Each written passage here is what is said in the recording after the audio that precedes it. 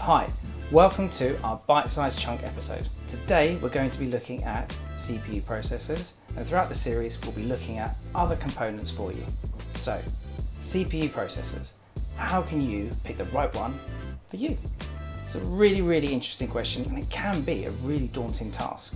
Today we're going to be looking at the difference between server and PC processors.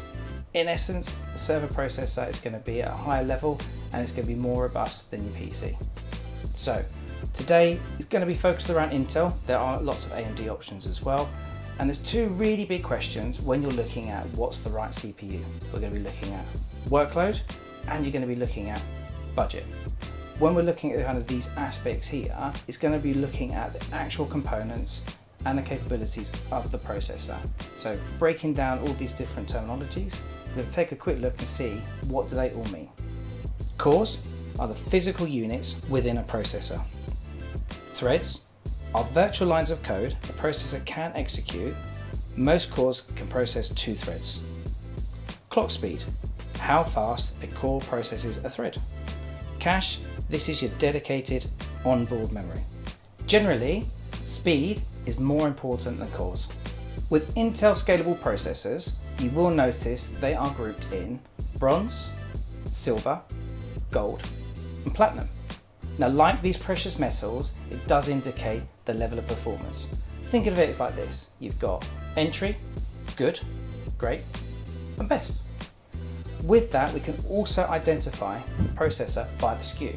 So 3 is going to be for bronze, 4 is going to be for silver, 5, 6 is for gold, and 8 is for platinum.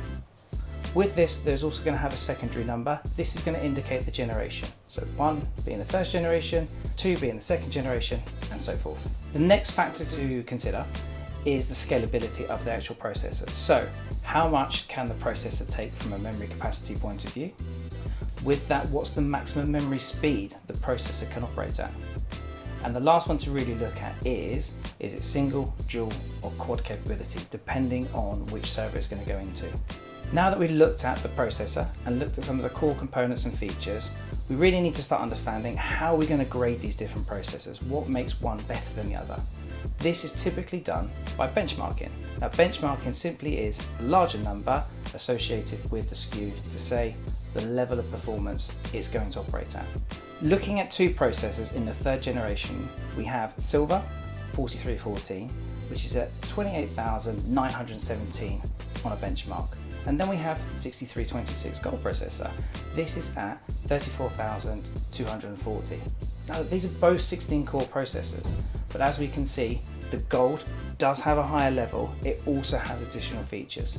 So when we're looking at processors, this is an example of how they can seem very similar, but actually are quite different. Now, this is quite a lot of information that we've covered already, but we've only just scratched the surface. But hey, don't panic, there's nothing to worry about. A lot of this kind of technical information is far superior to what you're actually going to need to make a good choice decision when it comes to picking a processor. So now we're going to start looking towards the kind of price points. With the kind of latest products, you're going to be paying a premium on that. That's understandable.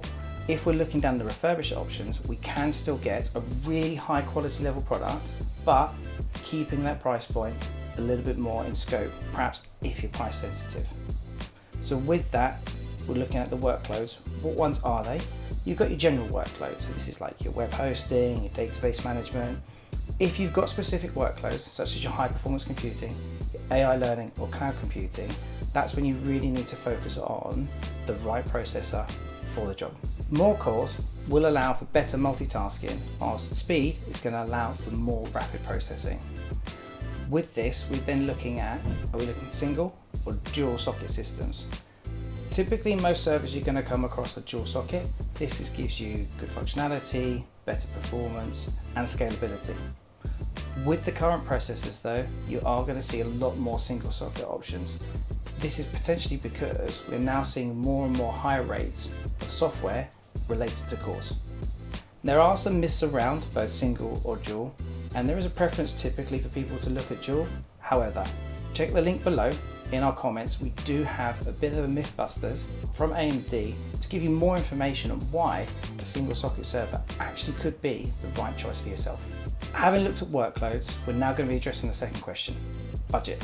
How are we going to find that right CPU for you, providing the best value and the maximum return on investment? As we know, looking at the latest and greatest products, the premium is going to be up there at a price point. So if we are a little bit price sensitive, going back a generation, looking at those refurbished market is going to open up the possibilities to get a high level product whilst maintaining a price point that's within the budget that you're looking for. Majority of businesses are going to be looking at silver or gold as a start point, and this is a really good place to start. You're going to have multiple core options, multiple speed options, and from here, if the price is still a little bit elevated, we can drop down to bronze. If we've got a little bit more in the budget, we can step up into platinum. Hopefully this episode has given you the information you need to make a decision when it comes to purchasing your next processor.